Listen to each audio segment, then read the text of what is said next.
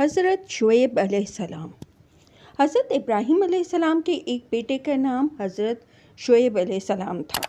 یہ حضرت ابراہیم علیہ السلام کی تیسری بیوی کنتور کی اولاد تھا۔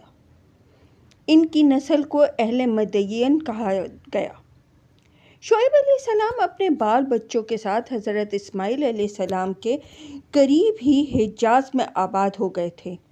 یہ خاندان آگے چل کر ایک بہت بڑا قبیلہ بن گیا تھا۔ اس قبیلے کو اصحاب ایکا بھی کہا جاتا ہے۔ یہ قبیلہ حجاز میں شام سے ملا ہوا تھا۔ ایکا جھنڈ کو کہتے ہیں۔ اصحاب ایکا کا مطلب جھنڈ والے۔ ایکا سرسبز و شاداب پہاڑیوں کو بھی کہتے ہیں۔ مدین کی آبادی بحر کلزم کے کنارے پر آباد تھی۔ اس آبادی کا دوسرا سرا عرب کے شمال مغرب میں تھا۔ یہ شام کے ساتھ ملا ہوا حجاز کا آخری حصہ تھا۔ نہروں اور آبشاروں کی کثرت نے اس علاقے کو اس قدر سرسبز و شاداب بنا دیا تھا کہ وہاں کے میوے دار درخت بے تحاشا تھے۔ پھلوں کے باغات بھی اس قدر تھے کہ ان کے جھنڈ نظر آتے تھے۔ قوم عاد اور سمود کی طرح مدین کی قوم بھی بت پرستی میں مبتلا ہو گئی۔ شرک کے ساتھ ساتھ ان میں کم تولنے کا مرض بھی پیدا ہو گیا تھا۔ چیزوں میں ملاوٹ بھی کرتے تھے۔ ڈاکے ڈالنا بھی ان کا معمول بن گیا تھا۔ وہ ان تمام کاموں کو اپنی کاریگری اور ہوشیاری خیال کرنے لگے تھے۔ اس کے ساتھ ساتھ وہ حد درجے مغرور بھی ہو چکے تھے۔ اللہ تعالیٰ نے ان کی ہدایت کے لیے حضرت شعیب علیہ السلام کو نبوت عطا فرمائی۔ آپ بہت اچھے خطیب تھے۔ آپ نے لوگوں کو شرک سے بچانے کے لیے تبلیغ شروع کی، اللہ کی توحید کا درس دینے لگے، انہیں اللہ کی طرف بلانے لگے، ناپ تول میں کمی نہ کرنے کی تلقین کرنے لگے۔ اللہ تعالیٰ نے قرآن کریم میں فرمایا، اہل مدین کی طرف ہم نے ان کے بھائی شعیب کو بھیجا۔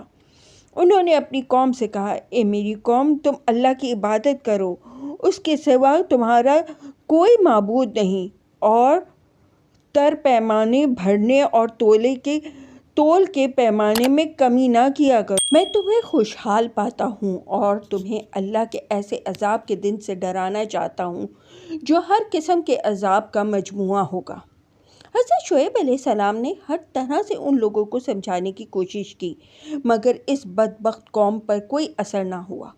ان کے گزشتہ تباہ حال بھائیوں کی طرح انہوں نے بھی اللہ کے نبی پر اعتراضات شروع کر دیے۔ اللہ کا قرآن کریم میں اللہ تعالیٰ نے ان الفاظ کو اس طرح بیان فرمایا ہے، کہنے لگے، ارے شعیب، کیا تیری نماز نے تجھے یہ حکم دیا ہے کہ ہم معبودوں کی عبادت ترک کر دیں جن کی عبادت ہمارے باپ دادا کرتے آئے ہیں، اور کہا ہم اپنے مال میں اپنی مرضی سے کمی بیشی کرنا چھوڑ دیں؟ بے شک آپ بہت بردبار اور نیک چلن ہیں۔ حضرت شعیب علیہ السلام کی تبلیغ سے چند آدمی ان پر ایمان لے آئے۔ یہ غریب لوگ تھے، مالدار اور ہٹ دھرمی پر اڑے رہے۔ جب کچھ لوگ دین کی بات سمجھنے کے لیے حضرت شعیب علیہ السلام کے پاس جانے لگتے تو یہ مالدار لوگ انہیں روک دیتے، ان کا راستہ روک لیتے، انہیں ڈراتے دھمکاتے اور مسلمانوں کے روبرو جاہلانہ باتیں کرتے۔ آپ نے انہیں بھی تبلیغ کی، لیکن ان پر کوئی اثر نہ ہوا۔ الٹا وہ کہنے لگے، جو لوگ تم پر ایمان لائے ہیں انہیں ہمارے حوالے کر دو، اور تم خود یا تو ہمارے دین میں شامل ہو جاؤ یا پھر ہماری بستی سے نکل جاؤ۔ انہوں نے آپ سے یہ بھی کہا، اگر تمہارا قبیلہ اتنا بڑا نہ ہوتا تو ہم دیکھتے کہ تو لوگوں کو کیسے دین سے ہٹاتا ہے، ہم تجھے پتھر مار مار کر مار ڈالیں گے۔ ان کی باتوں کے جواب میں آپ نے فرمایا، میرا قبیلہ تمہیں اللہ سے زیادہ عزیز ہے، اور اللہ تعالیٰ کو تم نے بھلا دیا ہے۔ یقیناً تم جو عمل کرتے ہو وہ سب میرے رب کے علم میں ہے۔ اس کے بعد آپ نے ان سے فرمایا، تم سے پہلی قوموں نے بھی انبیاء کی مخالفت کی تھی اور اپنی ضد پر اڑے رہے تھے۔ اللہ نے ان سے انتقام لیا اور انہیں ان کے انجام تک پہنچایا۔ کہیں ایسا نہ ہو میری مخالفت کی وجہ سے تمہیں بھی کوئی ناگہانی آفت آ گھیرے۔ اس لیے اب بھی وقت ہے، سنبھل جاؤ اور نبی کی مخالفت کر کے اللہ کا عذاب نہ خریدو، جیسے نوح، ہود اور صالح علیہ السلام کی قوموں پر نازل ہو چکے ہیں، اور لوط کی قوم کا زمانہ تو تم سے دور بھی نہیں۔ ان تمام باتوں کے باوجود بت پرستی پر اڑے رہے، ناپ تول میں کمی کرنے سے باز آئے، الٹا یہ حضرت شعیب علیہ السلام کے دشمن ہو گئے۔ وہ آپ سے کہنے لگے، یا تو تم ہمارے دین میں واپس آ جاؤ یا اس بستی سے نکل جاؤ۔ حضرت شعیب علیہ السلام نے جان لیا کہ اب ان سے کوئی امید نہیں۔ آپ انہیں ہر طرح سے سمجھا چکے تھے۔ آخر آپ نے ان سے فرمایا، اے میری قوم، تم اپنے دین پر عمل کرتے رہو، میں اپنے دین پر۔ تھوڑے ہی دنوں میں تمہیں معلوم ہو جائے گا کہ رسوا کن عذاب کس پر آتا ہے، کون جھوٹا ہے اور کون سچا۔ اپنی قوم سے یہ کہنے کے بعد آپ نے اللہ تعالیٰ سے دعا کی، اے ہمارے رب، میری اور میری قوم کے درمیان ٹھیک ٹھیک فیصلہ کر دے، اور تو ہی سب سے بہتر فیصلہ کرنے والا ہے۔ اللہ تعالیٰ نے شعیب علیہ السلام کی دعا قبول فرمائی اور آپ کی قوم پر عذاب کی ابتدا ہوئی۔ اس قوم پر عذاب 3 طرح سے آیا۔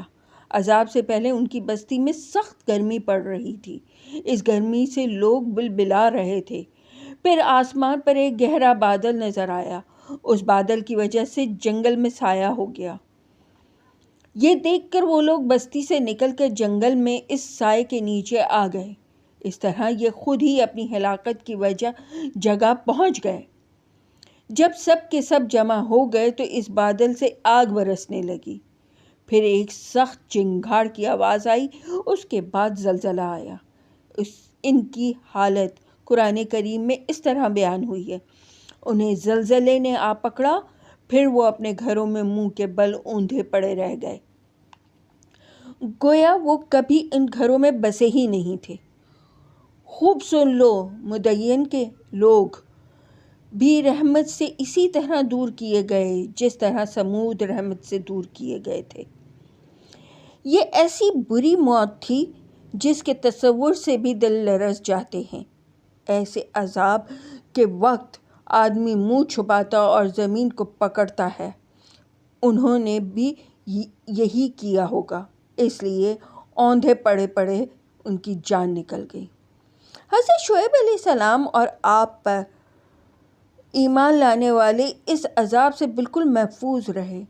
جب آپ علیہ السلام نے انہیں اس طرح مردہ حالت میں دیکھا تو ان مردوں کو مخاطب کر کے کہنے لگے، ارے میری قوم، میں نے تمہیں اپنے رب کے پیغام پہنچا دیے تھے، اور میں نے تمہاری خیر خواہی کی تھی۔ جن لوگوں نے حق قبول نہیں کیا ان پر افسوس کیوں کروں۔ حضرت شعیب علیہ السلام اپنی قوم کی تباہی کے بعد حضرت ہود علیہ السلام کے مشہور شہر شیعون میں چلے گئے۔ اس کے مغربی جانب ایک مقام شام ہے، وہاں آپ علیہ السلام نے انتقال فرمایا۔ شام کی طرف اگر کوئی شخص عدی ابن علی کی راہ سے ہوتا ہوا شمال کی جانب چلے تو وادی کے بعد وہ جگہ جہاں حضرت شعیب علیہ السلام کی قبر مبارک ہے، وہاں آبادی بالکل نہیں ہے، لوگ ان کی قبر کی زیارت کے لیے جاتے ہیں۔ جزاک اللہ خیر۔